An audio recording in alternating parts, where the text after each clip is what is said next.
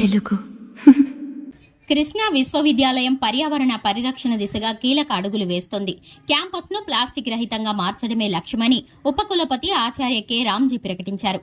మచిలీపట్నంలోని కృష్ణా విశ్వవిద్యాలయంలో శనివారం పచ్చదనం పరిశుభ్రత కార్యక్రమం ఘనంగా నిర్వహించారు. మానవత స్వచ్ఛంద సేవా సంస్థ మరియు ఇంజనీరింగ్ కళాశాల ఎన్ఎస్ఎస్ విభాగం సంయుక్తంగా చేపట్టిన ఈ కార్యక్రమంలో వైస్ ఛాన్సలర్ ఆచార్య కె రామ్జీ స్వయంగా పాల్గొన్నారు.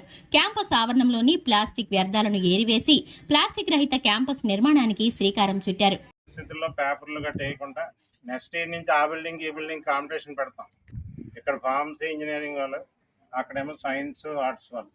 ఎవరి బిల్డింగ్ నీట్గా ఉంటే వాళ్ళకి ప్రైజ్ వస్తుంది, ఏదో ఒక ఈవెంట్ ఫార్మాట్. కాబట్టి పేపర్లు ఎవరు వేయకండి. ఎక్కడ పేపర్ ఉన్నాయి మీరు వెళ్ళినప్పుడు తీసేసి డస్ట్బిన్లో వేయండి మీకు కనిపిస్తాయి. అలాగని మన యొక్క క్యాంపస్ నీట్గా ఉంచుకుందాం. అందరూ స్టూడెంట్స్ వెళ్ళిపోయే ముందు ఏమని చెప్తారు తెలుసా?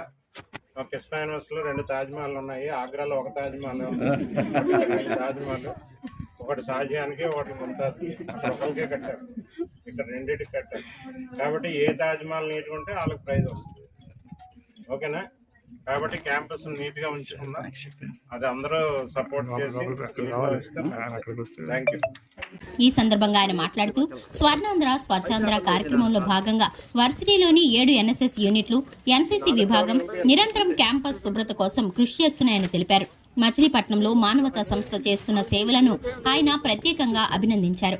మానవతా సంస్థ అధ్యక్షులు కిషోర్ కుమార్ మాట్లాడుతూ స్వచ్ఛ మచిలీపట్నం సంకల్పంతో తాము చేపట్టిన ఈ ఉద్యమానికి స్వచ్ఛ సారథుల సహకారంతో ఎంతో ఉందని పేర్కొన్నారు. ఈ కార్యక్రమంలో సీనియర్ పాత్రికేయులు ముదిగొండ శాస్త్రి, ఎన్ఎస్ఎస్ ప్రోగ్రాం అధికారులు దుర్గా ప్రసాద్, కవిత, రంగమణి, గోపి మరియు వర్సిటీ సిబ్బంది, వాలంటీర్లు పెద్ద సంఖ్యలో పాల్గొని కార్యక్రమాన్ని విజయవంతం చేశారు.